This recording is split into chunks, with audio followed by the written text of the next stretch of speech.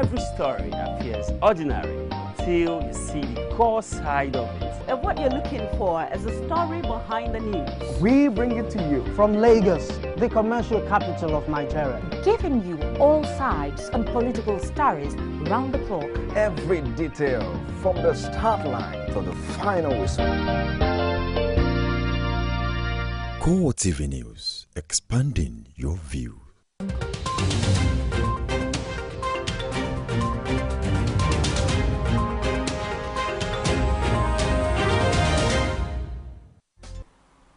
Hello and welcome to CoreTV Primetime News. I am Anulu Akbolufela. Here are our top stories tonight.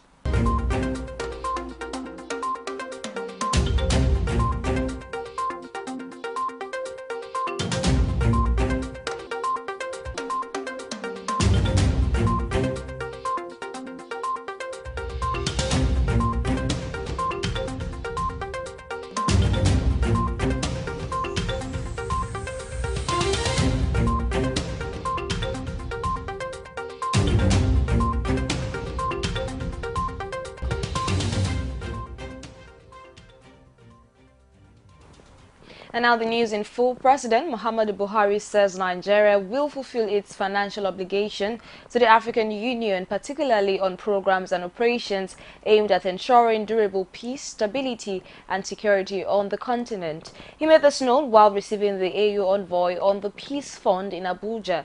According to President Buhari, supporting peace operations under the auspices of the AU in several countries affected by conflict remains a foreign policy priority for his administration. He further assures the AU envoy that Nigeria will also play a central role in seeking the EU and the UN to strengthen their support for crisis-prone African countries. Now, in the meantime, President Muhammadu Buhari expressed appreciation for the important role the United States government played in the success of the 2015 general elections in Nigeria. He made his appreciation known while receiving the outgoing ambassador of the U.S., James N. Whittle, at the State House in Abuja. According to President Buhari, the U.S. insistence on free, fair and violent-free elections largely contributed to the deepening of democracy in the country. President Buhari also thanked the Americans for their military, intelligence and humanitarian support to Nigeria on the outgoing Boko Haram insurgency. You know my deputy, Maria Brewer? Okay, no, we have. She does all the work. I don't know. I just go to the party. Mr. President, I'm very happy to see you. How are you? Yeah, you are too. I will. So that whenever you are coming, good. And now the President, Muhammadu Buhari, has directed the Federal Ministries of Health and Information and Culture to reinvigorate its strategies in tandem with state governments to ensure that Nigeria is finally certified polio-free by 2017. While receiving the World Health Organization's Regional Director for Africa, Matshidiso Moeti, at the State House, Abuja, President Buhari says international partnerships are also needed to sustain Nigeria's polio-free status. Although Nigeria has not recorded any polio case, President Buhari advised against complacency.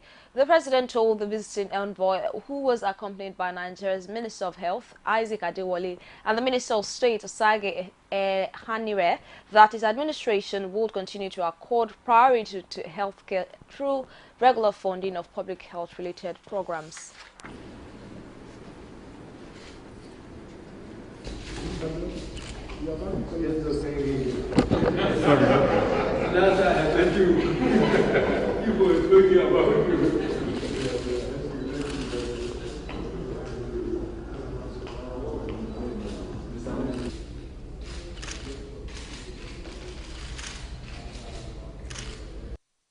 Now, the Senate is expressing concerns over statements made by the Secretary to the Government of the Federation, Baba Shalawal, that constituency projects may not be implemented in the 2016 budget.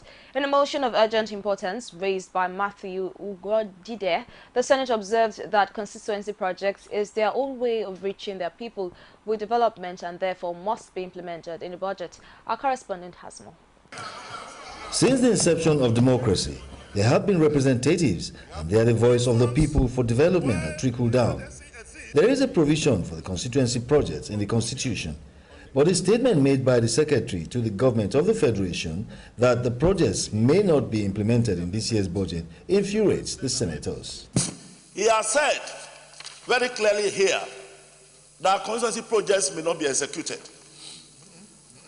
He has said very clearly here, and I want to read, if you permit me, Mr. President, that government might find it difficult to implement the constituency projects to the letter because MDAs might not find constituency projects as critical to the execution of their mandate.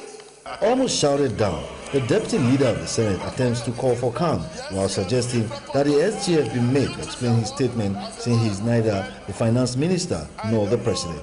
I stand by the secondment that I have done, but I still believe that we will be doing a lot of good to ourselves if we refuse to recognize comments from people who have no authority to speak on behalf of the government. Thank you very much. The SGF cannot speak on behalf of the federal government, says some who feel that he should not dictate for the Red Chamber what to do. Mr. President, the SGF himself called the confab of such eminent Nigerians, a confab that was put together to see how we can take care of the problems of Nigeria. We know very well that from 1999 to 2003, from 2003 to 2007, from 2007 to 2011, from 2011 to 2015, there has never been 100% budget implementation. So we should not expect that this budget should be implemented 100%. To resolve the issue, after many tempers have fled, the President of the Senate directs the Committee on Appropriation and Finance to invite the Minister for Finance and the Secretary to the Government of the Federation to explain why the budget will not be implemented. Distinguished colleagues, I think the issue is very straightforward because it's very strange. I think it would be inappropriate for anybody to be holding brief because a statement has been made. It's either, I think it's for just themselves to say that as you say, if they have advertised for constituency projects, then we have no cause for concern.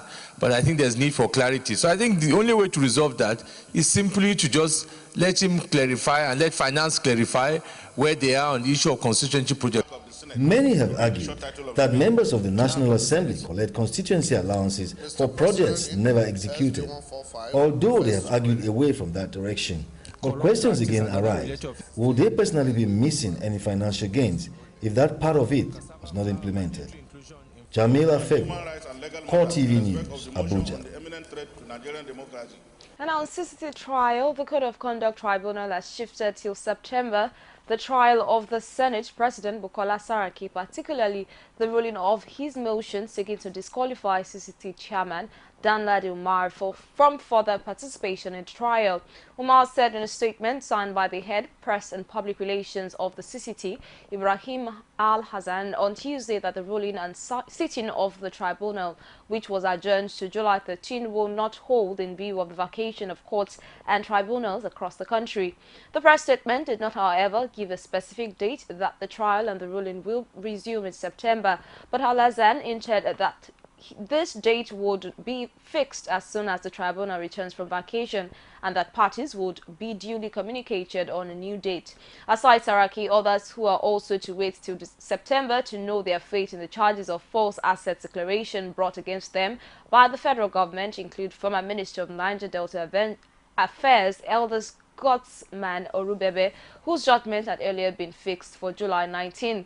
Also to wait till after vacation is former Deputy Comptroller General of the Nigerian Customs Service, Rashid Owolabi, who had also prayed for the disqualification of Umar on the ground of a 10 million naira bribe request. The statement further states that the decision was taken due to the ongoing roundtable discussion involving CCT and other critical stakeholders within and outside the country.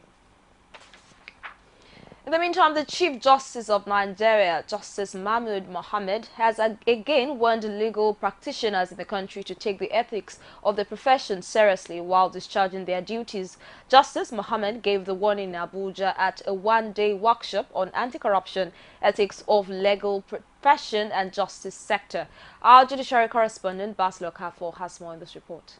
The workshop on the anti-corruption and the rules of lawyers was put together by the Nigerian Bar Association and the Presidential Advisory Committee Against Corruption to find a way forward on eradicating this festering cankerworm. Represented by a Justice of the Supreme Court, Justice Kudrat, at the occasion, the CJN frowned at the attitude of some lawyers who are alleged to abuse the code of conduct of their profession because of their pecuniary interests. However, there is a need for us to look inward and review our ethical standards, which I believe will result in greater self-awareness and accountability. The stated objectives of this workshop are indeed germane to our beloved profession and the justice system. Organizers of the event are, however, divided on whom to blame for corrupt practices in the nation's justice sector. The chairman, Presidential Advisory Committee Against Corruption, believes that lawyers should advise their clients to plead guilty if they know that their client committed the offense they are standing trial for, rather than colluding with them to derail their trials. It is unethical to make frivolous applications with the hope of delaying the proceedings in a case. It is also unethical to accuse a judge of bias. Also speaking, the acting chairman, Economic and Financial Crimes Commission, believes that lawyers, through their unethical practices, contribute to slowing down the fight against corruption in the country. If you are involved in laundering, we will go after you. It doesn't matter, because the law does not respect anybody.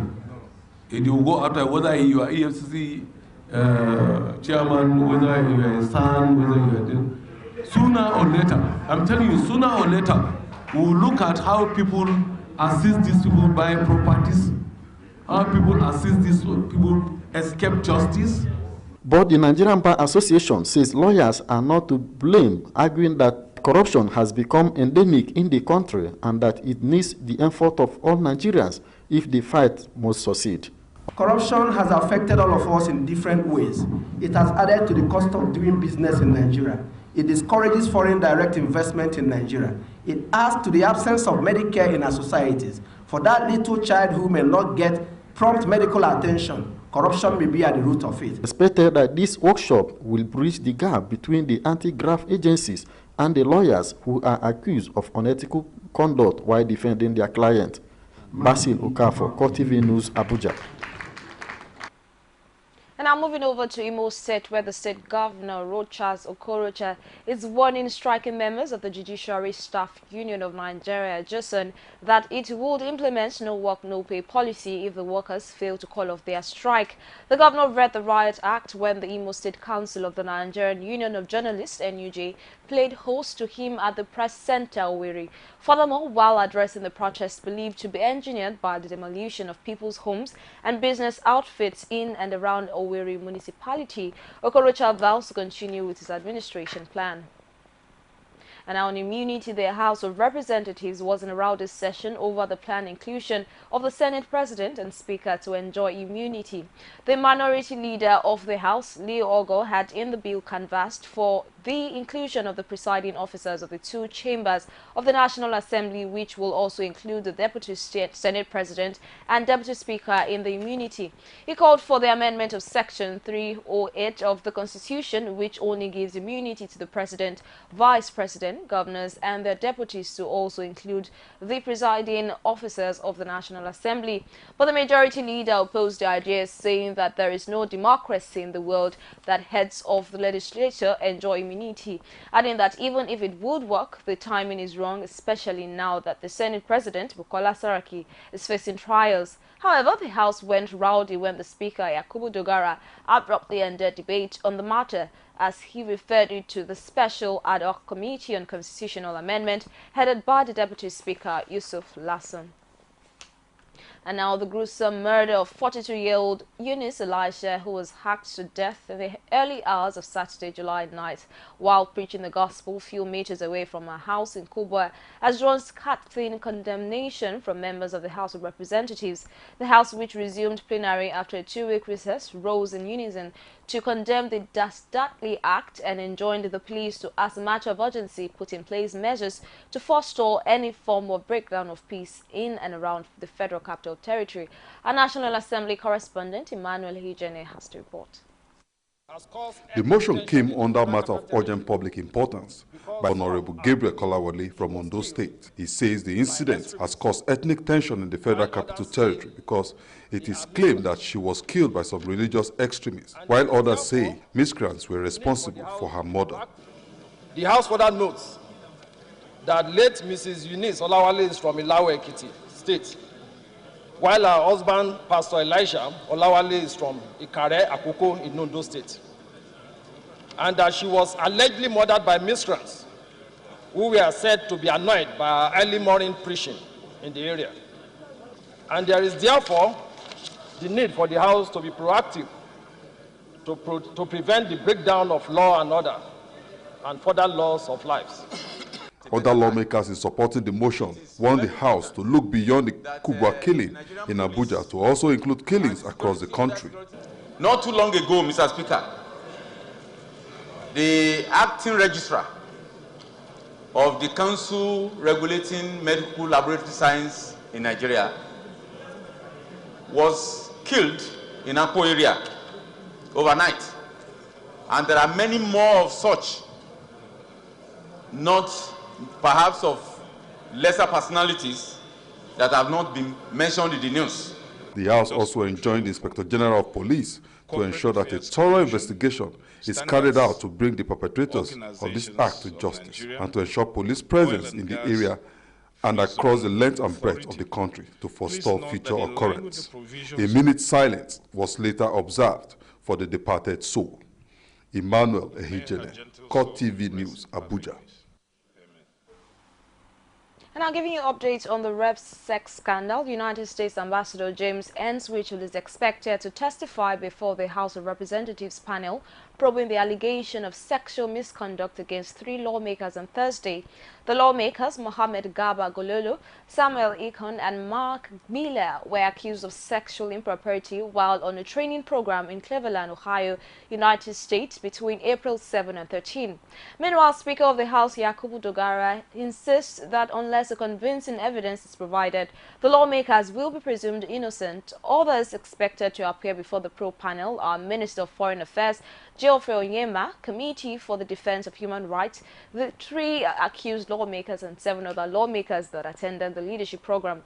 Chairman of the House Committee on Ethics and Privileges, Osai Nicholas Osai, however, stated that the committee decided not to extend the invitation to the hotel management. And now still in the news, the Association of Ex-Service Pensioners has distanced itself from the proposed protest by retired Army, Navy and Air Force retirees over the non-payment of their pension arrears. President of the association, Hamed Zubai, stated this at a media conference in Abuja. He says there is an ongoing dialogue with the federal government through the Ministry of Defense for adequate actions to remedy the pension anomalies. Kikelomo Okere completes the story. The pension problem over the failure of payment started since 2003, when 20.37% was illegally deducted from the original 53.37% pension increment during the implementation of Consolidated Armed Forces Salary Scale. The president says the association is in high-level talks with the federal government to resolve the issue, adding that it is therefore illogical for any group to embark on protests. We had a dialogue with the government through the defense headquarters and presented the case of military pensioners to them. Illogical for any group to start embarking on any form of protest now that the government appears to be taking genuine steps towards solving the military pension. The association praised that the federal government will pay the military pension balance of 20.37%, which was illegally deducted from the pension increment, as well as implement the minimum wage salary review to the military pensioners.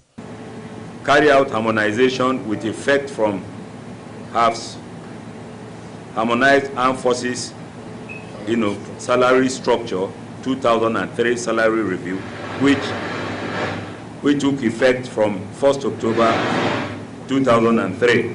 The association therefore emphasized that if the salary of the armed forces is approved, the pension paid to the pensioners should be adjusted to the new approved salary. Kikelomo Okere, CoreTV News, Abuja. You're still watching CoreTV Primetime News. We'll take a quick break now, and when we return, we bring more stories from within Nigeria. Stay with us. With over 7 billion of world population and still counting, the world needs to hear you now than ever. Whatever your ministry or vision is, Gospel Africa will help get you there faster than you think possible. For inquiries and participation, contact 009 503 3859 or 0812 076 0011 or visit www.gospelafricang.com. Gospel Africa, your #1 media solutions for the church today. Gospel Africa, showing on this station at this time.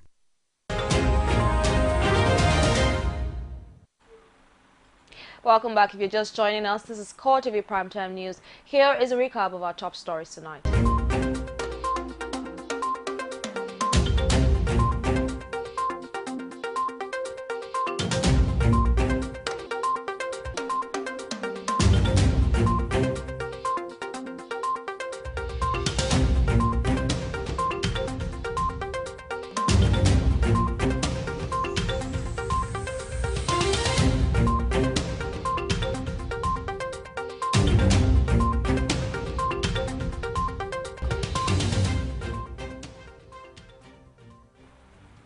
And please remember that for all of our top stories and more, you can visit any of our social media platforms. You can follow us on Facebook, that's facebook.com/CoreTV News. You can also join the conversation on Twitter at CoreTV News NG. You can visit our YouTube channel as well, youtube.com/CoreTV. David Speaks News. And now still in the news, the leadership of the labor unions in Nasarawa State is asking the striking civil servant in the state to disregard Governor Tanko Almakura's directive ordering them to resume work or face the consequences of their action. It would be recalled that Governor Almakura had threatened to replace striking workers in the state with fresh graduates if the union fails to comply with the decision of the state government to reduce workers' salary by 50%. The position of the labor unions was made known in a statement jointly signed by the state chairman of the Nigerian Labour Congress, Abdullahi Adeka, and that of the Trade Union Congress, Danladin Namo Sabu. The labor unions in the state had declared an indefinite strike on July 4th, 2016 to protest the downward review of their salaries by 50%. And now in Lagos State, where the state government, through the Lagos State Safety Commission and key stakeholders in the automotive industry, is organizing a training and enlightenment workshop for automotive technicians in Lagos State. The workshop is centered on preventing of occupational hazard and safety in the workplace. Speaking at the seminar, the Director General of the Lagos State Safety Commission, Aladeoki, says the need for safety is paramount to technicians and the general public. Akin Obakeye completes the report.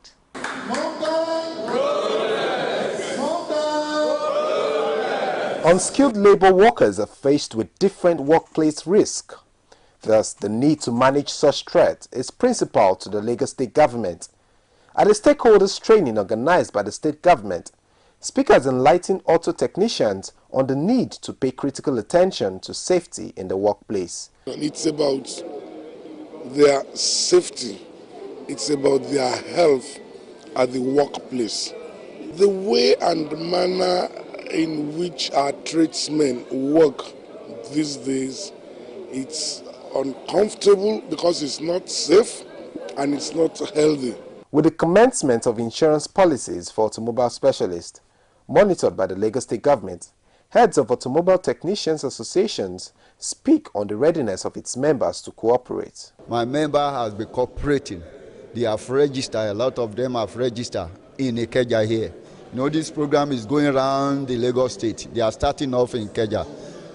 But for now, we've gotten almost 400 members that have registered in Ikeja local government alone. As now we have been start the training, there is nothing we do again than to listen to the training so that we can be able to achieve. I have to let them know that without this training, they have not completed their job already. Stakeholders believe the level of ignorance by both the technicians and the public has led to several health issues. People live just in sheer innocence in the neighborhoods where those pollutions have taken place. Suddenly you just discover that somebody, after living in that area for say 5-10 years, develops cancer. Car owners are advised to pay attention to their vehicles in order to have an in-depth knowledge of problems that may arise. Akin Obakeye, CoreTV News, Lagos. And now, street hawking, the director of the National Population Commission, Mike Zongodakpo, is commending the Lagos State Governor Akinwumi Ambode for banning street trading in the state. He asserts that street hawking is responsible for early marriage and contributes to poverty in the country. According to Zongodakpo, victims of child labor are exposed to rape and sexual assault, which leads to teenage pregnancies and uncontrolled population.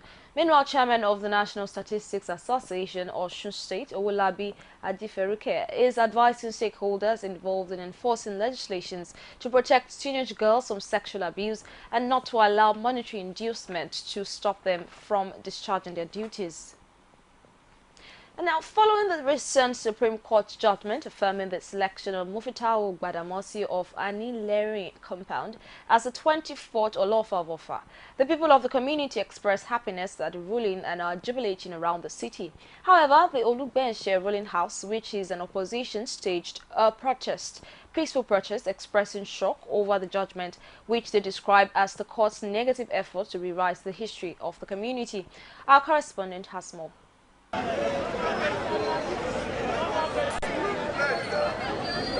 Ofa, the headquarters of Ofa local government in Kwara State, has a new king. Though installed 6 years ago from the Anile Leri ruling house, the king has been ruling under tension due to court cases instituted by Olugbense ruling house with the belief that it is their turn to produce the king. Recently, Justice Walter Onohen of the Supreme Court delivered a final judgment affirming the selection of Alhaji Mufitau Gbadamosi of Anile Leri ruling house as the 24th Olofa of Ofa. Oba Gbadamosi expressed happiness over the judgment, thanked everyone for their support and called for cooperation. For the other ruling house, I enjoined them to come closer to me so that we work together to grow the town together. You know, of our community, we are known for self-help projects. There are a lot of projects that we did through our contribution generally in the community. So they still have a way to come and donate. We still need their own donation so as to fast-track the development of the town. However, members of the Olugbense ruling house staged a peaceful protest, carrying placards with different inscriptions against the Supreme Court's judgment, which they describe as shocking.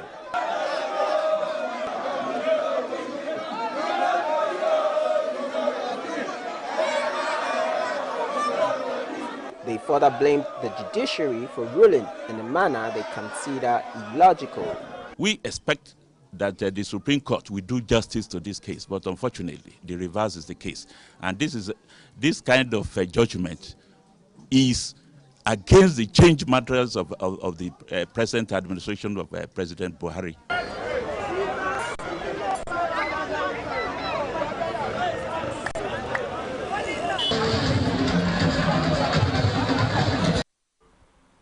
And on boundary dispute, the federal government, through the National Boundary Commission, says it is putting modalities in place to ensure proper and lasting demarcation of disputed lands affecting boundary communities along Ebonyi and Benue State. It also expresses worries over the wanton destruction of lives and properties along the border communities since the outbreak of violence within the affected areas. The Director General of the Commission, Mohammed Ahmed, stated this during a joint enlightenment campaign of communities along the Benue-Ebonyi interstate boundary in Ohaikwo and Ebonyi local government areas of the state. The DG, who thanked representatives of both Ebonyi and Benue State government for accepting to toe the path of peace towards the resolution of the boundary disputes existing between them, observed that the lingering disputes are consequent upon the inordinate ambition of some members of the affected communities to amass lands without recourse to instituted laws and authorities. And on insurance, the insurance industry needs to evolve in its practice to respond to the changing demand of the nation's infrastructure challenges. Power Works and Housing Minister Babatunde Fashola, while speaking at the Insurance Industry Consultative Council on the relationship between the sector and infrastructure development, urges the sector to design policies that are appropriately priced to ensure the industry plays its part in helping to develop and maintain the nation's infrastructure. Correspondent Cousin Kasali has the details. The insurance industry, according to the Power Works and Housing Minister, must lead the change it wants to see in the sector. He added that the sector must evolve to meet the challenges thrown up by the nation's infrastructure deficit. So how many of us here, practitioners, have insurance policies with state governments in Nigeria to cover the public schools, to cover the public hospitals, the roads and the bridges? So how many times have school walls collapsed and killed children? He urges the sector to start thinking outside the box, adding that the insurance sector should start looking into some unique insurance cover that will address public security issues and unexpected failure of infrastructure. I will also contend that we can create prosperity from the challenges of austerity in public and private sector, particularly in infrastructure development, if we look beyond performance bonds and APGs that are usually given to ensure that contractors discharge their responsibility. We must look beyond that. Now, that's what is common in infrastructure, and we must just move around it. In his contribution, a panelist backs the views of the minister, urging the industry to be more innovative and creative about policies. So how would the contribution of insurance to GDP go beyond 1% if we sit here and foreigners come to create policy, just like the Honorable Sir was saying that perhaps we need to think wider. So it's in creativity, it's in knowledge of the industry, is in innovativeness. The industry, according to participants, is at a point where it must evolve and be creative to ensure it continues to grow its own share of contribution to the nation's economy and the GDP. Kazim Kasali, CoreTV News, Abuja. And now looking at the transport sector in Kano, the transportation sector of the nation's economy will only develop if the issues and challenges facing it tackled with a single strategic objective, taking into consideration the cost recovery, economic development, stakeholders engagement and others. This, according to the Emir of Kano, Mohammed Lamido Sanusi, will head this sector to truly deliver on its promise to the people of Nigeria. Correspondent Kasali has more on this report from Abuja. Delivering the keynote address at the stakeholders workshop on road transport management and mass transit operations in Nigeria, the former CBN governor, who is now the Emir of Kano, discloses that the government needs to consider a whole variety of issues if the transportation sector is to grow and contribute to national development. He calls for the production of a single strategic objective document to drive the sector and an harmonization of effort to ensure that every stakeholder is moving in the right direction. The private sector can build a road, but you cannot build a road from Lagos to Kano and say a private company owns it. It belongs to the government. The private sector builds it. The private sector has access to a certain revenue stream for a certain number of years, but ultimately, transportation infrastructure of a critical nature, our roads, our rails, our ports, our airports must belong to the public. In his opening address, Minister of Transportation says the federal government is working to address the issues in the sector with stakeholder engagement, which he says is vital for its development. He notes that the federal government will not be indifferent to issues in the sector and will instead ensure that positive change indeed comes to the sector.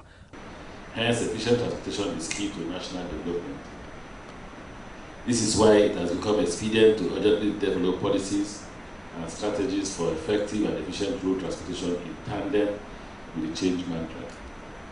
It is no longer news that the wind of change is blowing through the fabrics of our national life, and as transportation stakeholders, we cannot afford to be indifferent.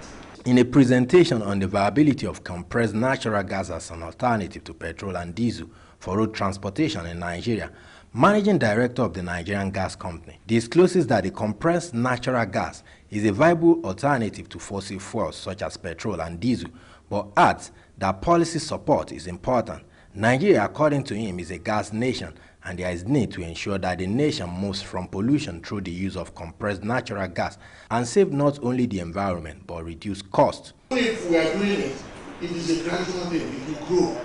Even up till today, we are still building petrol stations. Despite the fact that we have petrol stations in every 5 minutes walk, but we are still building. So it is a call to the investment community in Nigeria that this is an area where we can invest. Stakeholders will come up with what the minister described as an inclusive and implementable national transport policy that is in line with development. Kazim Kasali, CoreTV News, Abuja. Now, following the move by Anambra State government to secure loans from creditor institutions to develop the state capital project, stakeholders have described the act as insensitive, saying it should be discouraged by the State House of Assembly. They call on the state legislative arms of government to weigh the consequences of such borrowing with higher interest rates capable of slowing down developmental pace of the state infrastructure if such funds are not properly utilized. Our correspondent has more.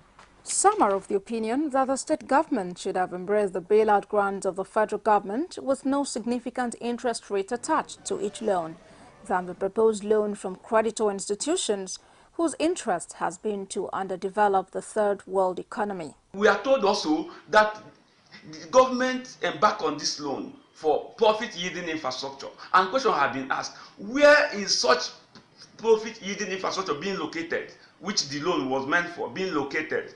Can we trace this profit-yielding infrastructure? They call on the State House of Assembly to consider the consequences of the continued borrowing and its effects on the state economy in the future by standing up to their civic responsibility to discourage the executive from patronizing creditor institutions for borrowing when a zero-interest loan is set aside by the federal government, and many states are currently benefiting from the scheme.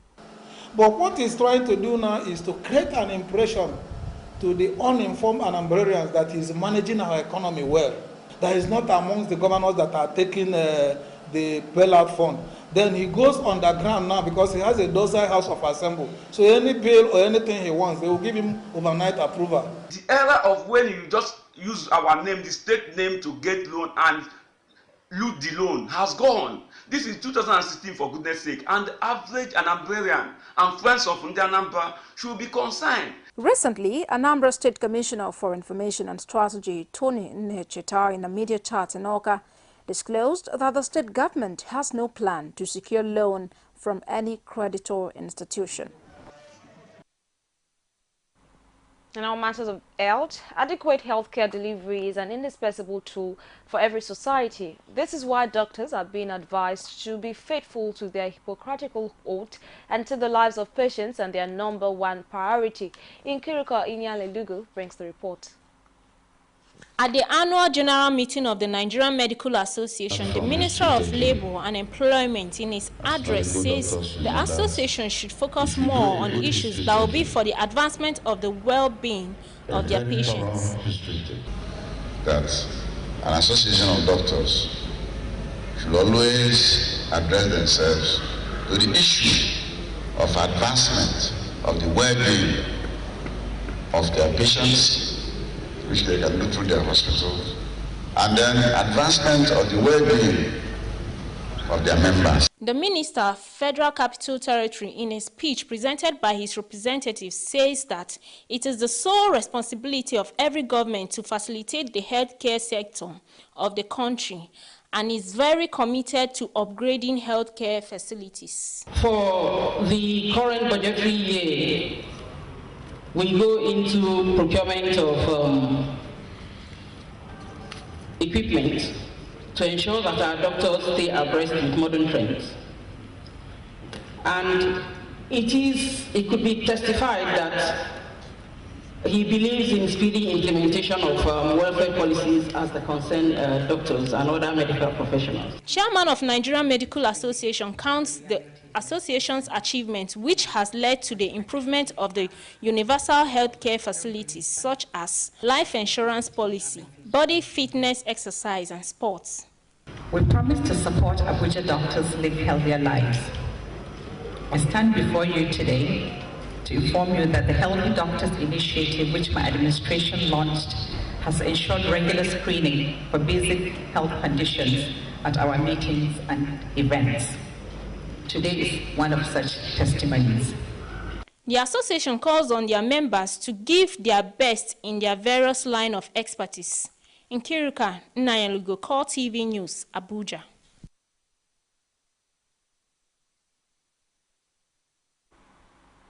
And now still in the news, it was a rousing session in the House of Representatives as Speaker Yakubu Dogara referred a bill for the proposed amendment of Section 308 of the Constitution to the Committee on Constitution Review. There were different shades of support for the amendment because it is one that will give independence to the legislature and stop what they term executive interference. Others feel its timing is wrong as it is capable of causing suspicion since the Senate is currently facing credibility crisis. Emmanuel Hejene has more.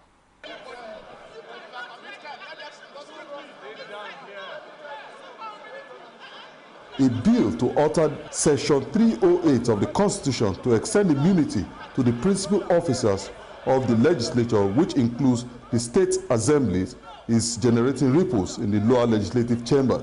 The motion, sponsored by Honorable Leo Ogo, Isoko North, Isoko South constituency of Delta State, is seeking to secure the independence of the legislature from the executive. This amendment is not for the whole of the members of the National Assembly, so that the press may not misunderstand why we seek this amendment. It is clearly for the presiding officers, which is the Senate President, the Speaker of the House of Representatives, the Deputy Senate President, and also the Deputy Speaker of the House of Representatives, including the Speakers of the various State House of Assemblies and their deputies. Protection of the legislature is paramount, stressing that it is the direct representatives of the people. The issue is protection of the independence of the legislature. And it behoves on us, the National Assembly members, to protect that institution that will make good governance, whereby you try to prosecute the head of that institution, you derail the objective or even the ground norm as produced to govern this country. The debate, however, took a different turn when the majority leader of the House opposed the motion, stating that it is coming at a wrong time. He urged the House to look into the matter dispassionately, despite happenings in the Senate. Mr. Speaker, honorable colleagues, there is something to be said about timing. Timing in every piece of legislation is very important. You don't want to send the wrong message. You don't want to send the wrong signal. Yes, there are issues concerning the Senate, and we pray and we hope that that is resolved and resolved amicably. But we don't go with a knee-jerk reaction. And because of what is going on in the Senate, there is no way you can convince people out there that is not why we're bringing in this amendment. The House went into a frenzy immediately. The Speaker suggested the bill be referred to the Committee on Constitutional Review. Constitutional Review, we just read them and refer it to that special ad hoc committee. That has been the tradition.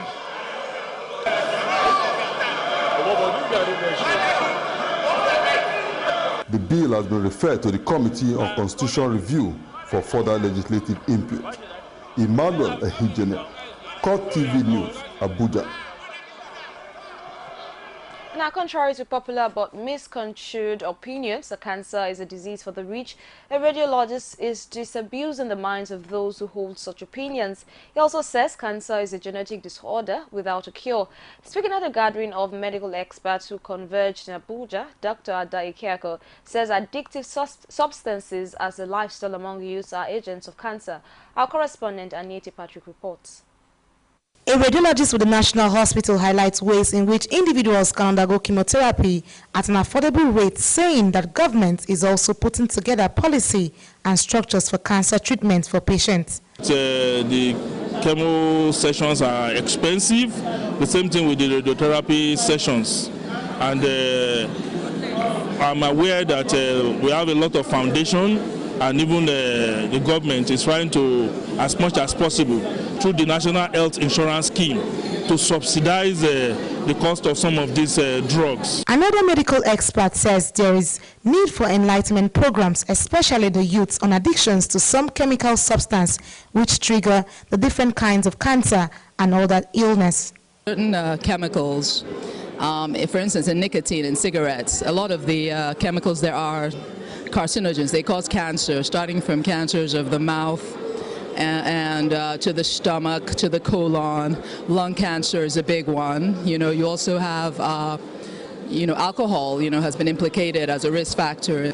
We need a prevention program for the kids. Some medical doctors are introducing the mobile hospital as a way to bring the doctors home to the patient, especially at emergency situations, by just raising an alarm. And this, of course, is also facing its challenges. It's something that we feel would be able to reach the average elderly, which we all hope to become someday. And then it's also something that we feel would reach everybody, because everyone is so close to his or her phone. So as close as your phone is, you can actually access by the tap of a button. These practitioners are hopeful that their expertise and advocacy put together, cancer and other health challenges can be well managed. Anita Patrick, CoreTV News, Abuja. And on the foreign scene, a ceasefire appears to be holding in South Sudan's capital, Juba, after 4 days of heavy fighting between rival forces left hundreds dead. Although at the moment, the city seems quiet, with no report of helicopter gunships in the sky or tanks on the streets, President Salva Kiir and his rival Vice President Riek Machar announced a ceasefire which came into force on Monday. South Sudan became independent from Sudan in 2011, but its short history has been marred by years of civil war. And on Sport News now. Nigeria fastest sprinters Blessing Okagbere and Sheye Ogunlewe topped the list of Team Nigeria athletes to the Rio 2016 Olympic Games. In a statement signed by Olukayode Thomas, Head Media and Communication Athletics Federation of Nigeria, Okagbere will be competing in the sprint, long jump and the 4x100-meter relay in Brazil. Others in the women 100 and 4x100-meter category include Madu Jennifer, Gloria Asumni, Ukopis Osazoa Agnes, Sani Zainab, Francis Cecilia, Khadija Suleiman, and Ekpone Olivia. The women 400-meter 4x400 team have George Patience Okon, Bangboshe Margaret, Omotosho Molara Grace, George Regina, Ajayi Yinka, Osai Rita Vivian, Mayungbe Blessing, and Shugbeso Ekundayo. Meanwhile, Oluwatobi Loba Amusan will be competing in the 100 meters. Amaka Ogogwama would be competing in the 400-meter hurdles. Doreen Amata high jump, Brume Essen long jump, Okoro Chinwe discus, Nwaneke Okwelogu shot put, and Ngoma Osazue heptathlon. Apart from Ogunlewe, Ogbero, Ogene, and Mazavos Edward will be competing in the 100 meters. With that, we've come to the end of the news, primetime news on CoreTV. Before we go, here is a recap about major stories tonight.